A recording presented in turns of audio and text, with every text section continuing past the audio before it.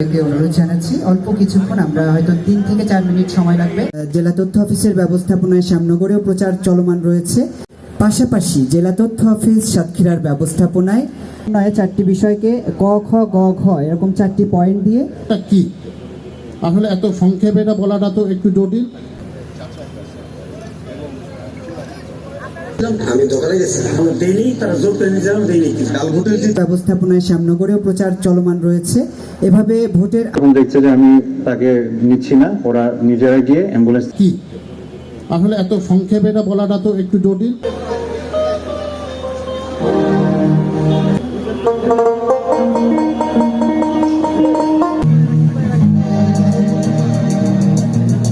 যে সব থেকে গুরুত্বপূর্ণ যে জিনিসটা জুলাই অভ্যুত্থানের ফলে যেটা সৃষ্টি হয়েছে, তারই আলোকে আমাদের একটা গণভোটের আয়োজন করা হয়েছে একই দিনে। নির্বাচন কমিশন, সরকার, তারা কিন্তু এই যে একই দিনে ভোট হওয়ার কারণে হয়তোবা একজন ভোটার অনেকে তো জানেনও না কিভাবে ভোট দিতে হবে, যার ফলে সময় কিন্তু বাড়িয়েছে। আপনারা জানেন যে 7:30টায় শুরু হবে ভোট, শেষ হবে 4:30টায়।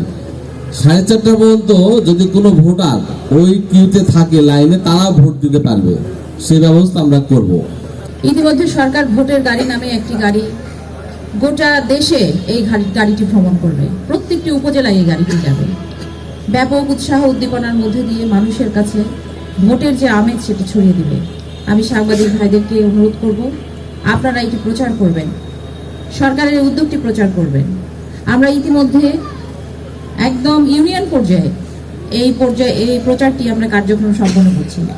ইউনিয়নে উঠান বৈঠকের মাধ্যমে, জেলা তথ্য অফিসের যে গাড়িটি আছে পথসভার মাধ্যমে, এবং আমরা আরও যে সিদ্ধান্ত নিয়েছি যে স্কুল কলেজগুলো যখন খুলে যাবে জানুয়ারি থেকে, আমরা স্কুল কলেজের যে তরুণ জনগোষ্ঠী অর্থাৎ যারা ভোটার হবে তাদেরকেও আমরা এই মেসেজটি পৌঁছে দিব।